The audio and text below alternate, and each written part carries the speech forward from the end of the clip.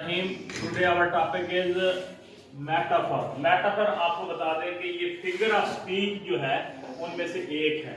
और figure of speech आपको पता होना चाहिए कि ये इस्तेमाल होते हैं जब हम पोएम पढ़ते हैं, तो पोएम की जो वर्सेस पढ़ते हैं, वर्सेस मिलकर एक स्टैंजा बनाती हैं, तो ये स्टैंजा के अंदर ज्यादातर पोएट जो है इसको खूबसूरत बनाने के लिए फिगर ऑफ स्पीच का इस्तेमाल करते हैं।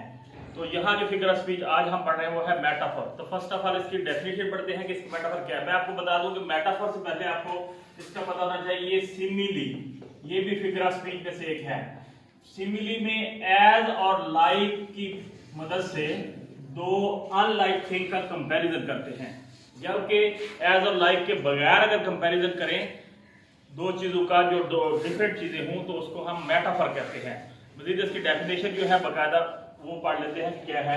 फिगर ऑफ स्पीच जो है ये एक फिगर ऑफ स्पीच है, मेटाफर।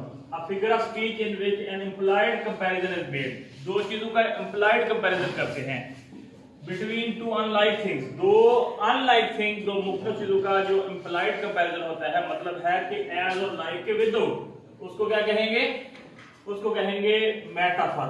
और एग्जांपल इसकी क्या है, he was a lion in the battle. अब ही जो था एक पर्सन है, मतलब कि पर्सनल, आपको पता है कि ये पर्सनल प्रोनाउन है, तो ही को बना दिया गया है लाइन, तो ही का कंपैरिजन लाइन के साथ किया गया है, लेकिन एज और लाइक के बगैर है, तो ये मेटाफर है। इसी तरह the striker was a goal machine. Striker एक खिलाड़ी है, एक प्लेयर है जो कि बहुत ज्यादा गोल करता है, तो उसको हमने गोल मशीन बना दिया है, लेकिन एज और लाइक के बगैर, विदाउट, दोनों चीजें डिफरेंट है। स्ट्राइकर डिफरेंट है, गोल मशीन डिफरेंट है। टू अनलाइक थिंग का हमने इंप्लाइड कंपैरिजन किया, तो ये मेटाफर है। इसके अलावा जब हम कहते हैं कि the moon was a misty shadow, moon जो है उसको हमने कह दिया कि ये मिस्टी शैडो होता है, तो ये मून और मिस्टी शैडो का जो कंपैरिजन है, इंप्लाइड कंपैरिजन, इसको हम कहेंगे मेटाफर। तो जब भी ये ऑब्जेक्टिव आती है तो ऐसे पूछा जाता है कि आप बताएं कौन सा फिगर ऑफ स्पीच है।